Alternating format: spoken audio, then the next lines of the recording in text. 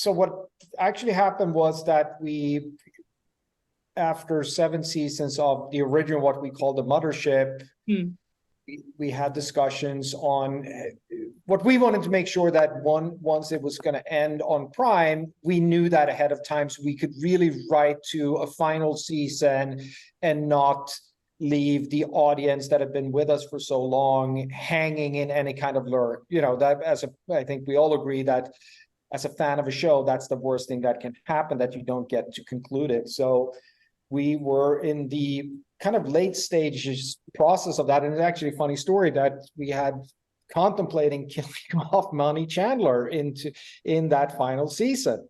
And I think the script was already done and we were about to, basically start shooting that. And we get a phone call, and it is the very good people over at Freevee, and said, hey, we're launching this network.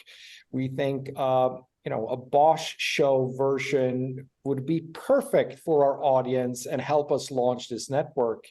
And we love the character Monty Chandler, and we think like the 3 main characters were good. I remember saying, like, yeah, that's not a problem. Like, we can unkill her. And I know, like, I had Tom and Michael and some others on the call. It's like, fuck, like, here comes the rewrites. So so it actually started with that we were about to end Bosch, and here come that, and it came very open-ended. It's like, if you guys have an idea that you think is good enough that can be a show on its own, because we don't want to continue Bosch, we want a fresh show, we want a new show.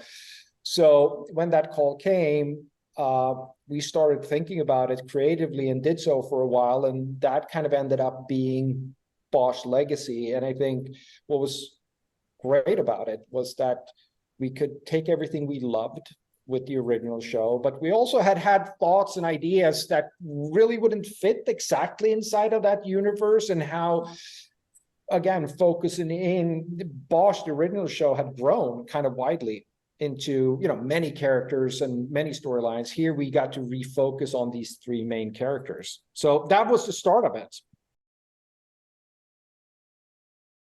Our season begins, which was an answer to a cliffhanger that ended season 1, and that probably frustrated a lot of fans, I hope in a great way, in the terms of them wanting to know what's going to happen.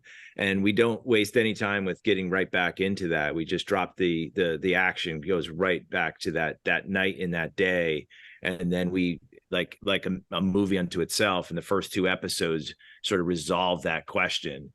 But to your point, the rest of the season is kind of exploring the emotional aftermath of what happens in those first 2 episodes. It's a very intense, heightened story circumstances for our characters. So we're going to see them revealed in new ways. And it's in ways that we hadn't seen even in the original series. But the main storyline for episodes 3 through 10 is based on Michael's book, The Crossing. And that teams Monty Chandler with Harry Bosch in a case that they begin to suspect might falsely accuse her client. And we get to see other characters, we'll just put it that way. I don't know how many spoilers we can have, in new circumstances as well, that are outside of the books, and that the things that we had to invent in order to fully realize this world.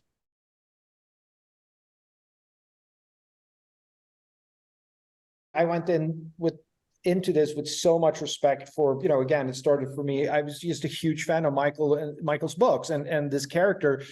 So you walked in on this almost stepping on eggshells, like we have to do everything right, ranging from casting who this character is. And thank God, Titus Welliver walked into a room. We just looked at each other, it's like, well, that's it, like that's Harry Bosch. And that's been the blessing of the show. As Tom put it earlier, we wouldn't be here without Titus Welliver, and the same thing, we wouldn't be here without Michael and his creation of this. So in the beginning, I think it was making sure that we captured everything we loved by the books, bringing that into the TV show. Doing an adaptation of books is always hard. You want to bring the fans with you, but you also want to create something new. But as the seasons progressed, I think we found our footing in who that character was. And, Michael would be the first one to say, guys, you're too careful. Like, I'm not precious. I'm precious about the DNA of this character who is. If he is, you know, left-handed or right-handed, whatever it is. Now Titus happens to be left-handed, so that worked out fine. But like, he didn't give a shit. But we were like overthinking certain things, and I know Tom would testify to this. Like and then Mike is coming. It's like, I don't care. Like, you got it. So now I actually think we're writing a character that we're very comfortable with, and now I think, but it's more like, especially now in Legacy, we're reinventing that character somewhat. He has retired, you know.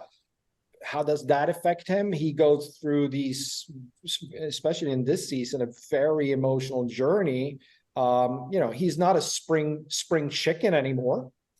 So I think it's with great joy that we have found our version of Harry Bosch, and we can, you know, play with him and make him everything that he can be in a TV show. The exciting thing for me is, after having been a part of the original series, we felt like we told this story as best we could through 7 seasons.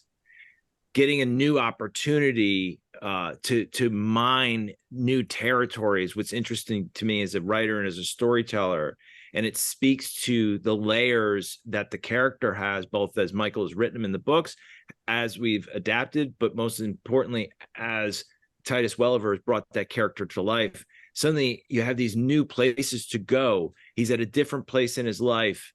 The way he moves around the world is different because he's no longer part of this institution. He can't define himself that way. And then we throw him into this sort of powerless, heightened situation. Now what's going to happen? So that was to follow a character through 68 episodes in the original series, and then to be able to turn over new dramatic cards is exciting.